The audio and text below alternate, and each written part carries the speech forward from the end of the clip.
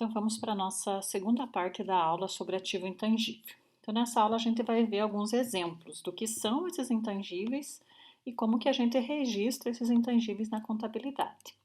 Então, aqui vocês podem ver o modelo de um plano de contas, contemplando todo ativo não circulante. Então, como eu já falei na aula anterior, a gente já falou do realizável a longo prazo. Nós não falamos dos investimentos, porque vocês vão trabalhar bastante esse conjunto de conteúdo lá na disciplina de contabilidade 3.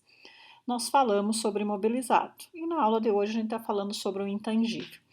Como eu já mostrei para vocês, na aula anterior, nós temos alguns exemplos, algumas contas que compõem esse grupo. Vamos falar nessa aula de marcas, patentes, goodwill, direitos federativos, direitos sobre recursos naturais, direitos autorais. E a pesquisa e desenvolvimento vai ficar para a aula seguinte, certo? Então, vamos lá. Então, começando com marcas e patentes. Então, normalmente tem um pequeno valor, se comparado aos demais itens que compõem o ativo intangível. Nesse conjunto, marcas e patentes, eu vou registrar os gastos que eu tenho com o registro de uma marca, de um nome, de uma invenção própria, além de desembolsos a terceiros por contratos de uso de marcas, patentes ou processo de fabricação. Ou seja, eu vou registrar ou o custo que eu tenho da minha própria marca, para desenvolver a minha própria marca, ou eu vou registrar aqui o direito de uso de uma marca já existente. Não devem ser reconhecidos contabilmente quando a entidade não incorrer em custo para obtê-las. Então, vocês já sabem que na contabilidade, tudo que não é mensurável, tudo que não tem um valor atrelado, não pode ser contabilizado. Vamos ver um exemplo aqui. Então, a empresa Alunos Dedicados S.A., que é a empresa de vocês, né? Criou a sua própria marca. Então, aqui tem a logomarca do Alunos Dedicados. Criada essa marca, e para garantir que ninguém mais use essa marca, ela foi registrada no órgão competente. Para tanto, a empresa Alunos Dedicados S.A. teve um custo para isso, no valor de R$1.000. Então, vai ficar lá no ativo intangível da empresa Alunos Dedicados S.A., um valor de marcas de R$1.000 e vai ter um crédito no caixa nesse mesmo valor, certo? Então, aqui é um exemplo de quando a empresa desenvolve a sua própria marca. Então, você não tem um valor alto para você registrar na contabilidade, que são só os custos burocráticos mesmo no órgão competente. Mas se você adquire o direito de uso ou você compra uma marca já consagrada no mercado, digamos que o Alunos Dedicados S.A. decidisse comprar essa marca da massazinha mordida. Essa marca ela já é totalmente consagrada no mercado e tem um alto valor agregado. Então, a empresa ela teve um custo de R$10 milhões para comprar o direito de uso dessa marca, para utilizar essa marca como se fosse a sua. Então, aí, essa conta vai ser muito relevante no patrimônio da entidade. Então, quando você desenvolve a sua marca, é só os custos de registro. Quando você compra uma marca já existente ou você compra o direito de uso de uma marca já existente, que é consagrada, que é muito valorizado no mercado, obviamente esse valor é muito maior. O registro vai acontecer da mesma forma, ó, debito marcas 10 milhões, credito caixa 10 milhões. Agora vamos falar um pouco do goodwill.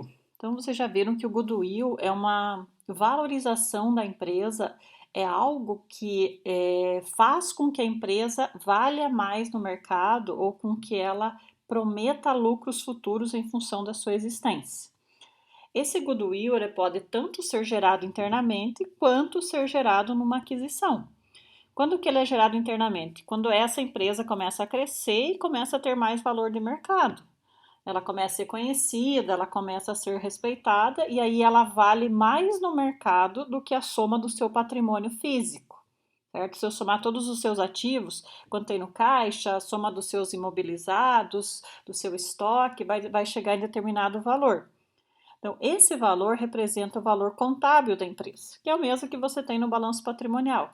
Mas se você for comercializar essa empresa, você vai cobrar outras coisas embutidas, por exemplo, a carteira de clientes, a credibilidade, a valorização que essa empresa já tem no mercado. Então, isso se chama goodwill.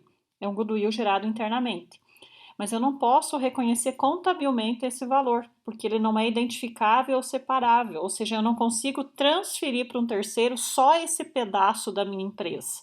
Eu não consigo vender para um terceiro só esse pedaço, então eu não posso registrar ele contabilmente, certo?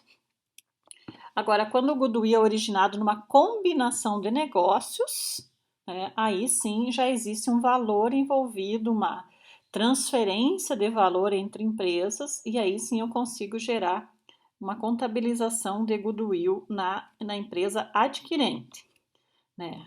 Porque ela pagou por isso. O que é um goodwill numa combinação de negócios? Por que existe goodwill? Primeiro que o goodwill, ela representa uma expectativa de rentabilidade futura. Então, por que eu vou pagar por uma empresa mais do que ela vale na soma do seu patrimônio? Porque ela promete que eu vou ter lucros futuros com a gestão, com a manutenção dessa atividade. O goodwill é o conjunto de ativos não identificáveis no processo de aquisição para os quais objetivamente não é possível proceder-se a uma contabilização em separado. Já vou explicar melhor isso para vocês. Representa o valor pago pelo controle ou pela parcela da entidade adquirida que supera o valor justo do patrimônio líquido. Então, o que é o valor justo? O valor justo é o valor de mercado dos seus ativos contábeis, do que está registrado no seu balanço patrimonial. Então, quando eu pago por essa empresa, quando existe uma comercialização, uma combinação de negócios, uma empresa compra outra e eu pago, a que compra paga um valor maior do que a soma do seu patrimônio a valor justo ou seu patrimônio a valor de mercado, isso se chama goodwill, que é a parte da empresa que eu não consigo atribuir a nenhum dos seus ativos patrimoniais, certo? E é reconhecido no momento da aquisição pela adquirente. Vamos ver um exemplo.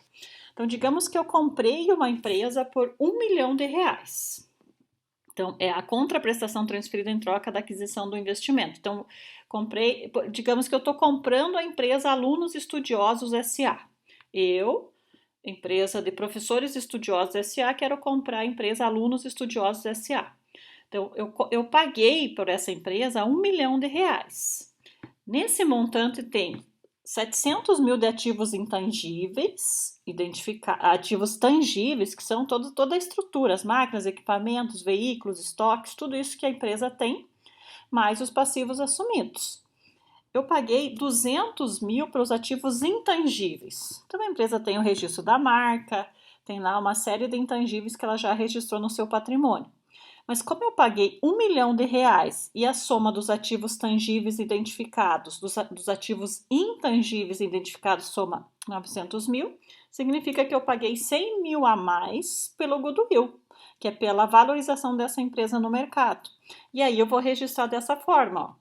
Ativos tangíveis 700 mil, os ativos intangíveis 200 mil, e aí sim eu vou ter lá um goodwill de 100 mil reais. Entende? Então eu só posso registrar goodwill, que é essa expectativa de rentabilidade futura, quando eu compro uma empresa já instalada no mercado e eu pago por essa empresa um valor maior do que a soma dos seus ativos identificáveis, tanto tangíveis quanto intangíveis, certo? Um outro grupo que compõe o ativo intangível das empresas, e nesse caso é das empresas dos clubes de futebol, são os direitos federativos. Os direitos federativos, ou coloquialmente os passes dos jogadores, inegavelmente representam o principal ativo de um clube de futebol. Então, vocês vão ver, o único registro relacionado à pessoa é com relação aos jogadores de futebol, aos jogadores não só de futebol, mas se você pensar que existem todos os demais esportes que fazem compra de passes dos seus atletas, então esses passes eles são registrados contabilmente. Não é que você compra a pessoa, mas você compra o direito de uso dessa pessoa dentro da sua empresa, dentro do seu clube de futebol, dentro da sua modalidade esportiva. Quando você pensa nos critérios de registro de um passe, como que eu entendo que esse passe, essa entrada da pessoa na minha empresa vai gerar benefício econômico futuro? Então, nós sabemos que a qualidade de um plantel, que é o grupo dos atletas associado ao desempenho de uma agremiação em competições oficiais, resulta na geração de benefícios econômicos futuros ou exclusivos para a entidade. Por exemplo, quantidade e valor de contratos de publicidade, premiações concedidas pela conquista de determinadas competições, receitas auferidas com a venda de produtos associados à imagem de um atleta específico ou ao próprio clube, cotas de participação em amistosos, número de convites para participação em amistosos e etc. Então, ali tem vários exemplos de como um passe de jogador pode gerar benefício econômico futuro para a entidade e por isso ele é registrado no seu ativo. Em sendo o direito federativo um intangível e dado o objetivo do modelo contábil vigente, da contabilidade financeira, o custo histórico com base de valor deve ser o método de mensuração a ser utilizado para fins de registro inicial do ativo. Na próxima aula eu vou falar para vocês sobre as mensurações subsequentes. Então, eu falei na aula anterior que os ativos intangíveis, são registrados pelo seu valor de custo, quanto custou para a empresa a aquisição desse ativo. Então, um passe de jogador tem um valor determinado e é o custo que a empresa adquirente tem para ter esse passe, certo? Então, eu vou registrar pelo custo histórico, pelo custo da transação. E aí, com o passar do tempo, eu vou amortizando esse valor, mas isso a gente vê na próxima aula. Vamos ver, eu coloquei aqui um exemplo para vocês. Então, em 2019, o Flamengo compra o passe do jogador Gerson por 50 milhões de reais. Então, contabilmente, como é que é feito esse registro? Eu vou debitar direitos federativos dentro do intangível e vou acreditar o caixa em 50 milhões, que é o custo dessa transação. E aqui eu fiz um print do balanço patrimonial do Flamengo de 2019, e se vocês observarem, o intangível é realmente o maior valor dentro dos valores do balanço patrimonial ativo do Clube de Regatas Flamengo.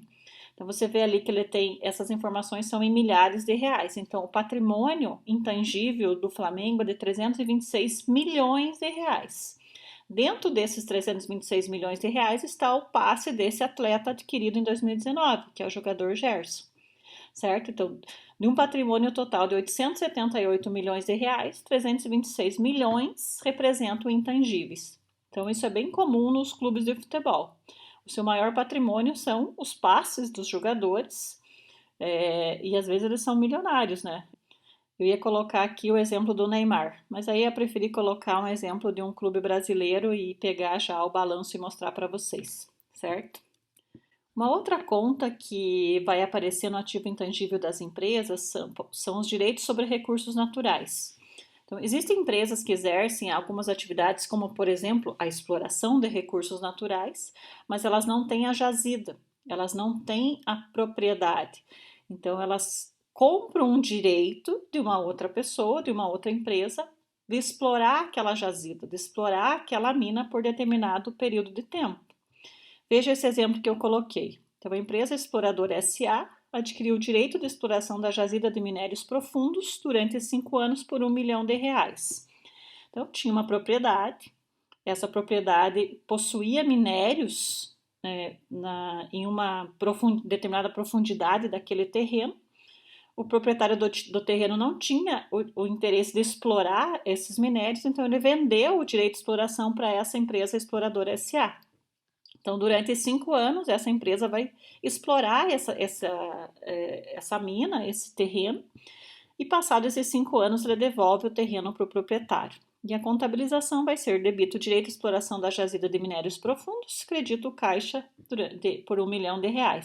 Então, durante 5 anos, essa conta vai estar no balanço da empresa exploradora, e durante 5 anos eu vou amortizando esse valor de modo com que, ao final desse período, essa informação seja excluída desse relatório.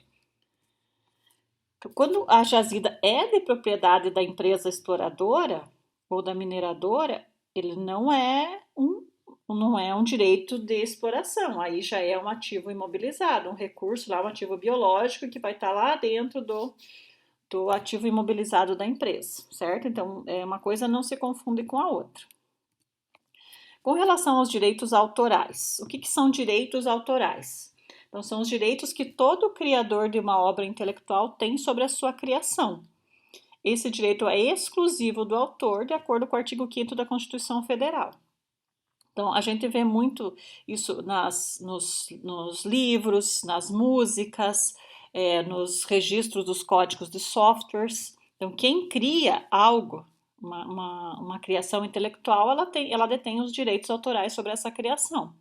Para eu poder utilizar aquilo, eu preciso pagar por isso.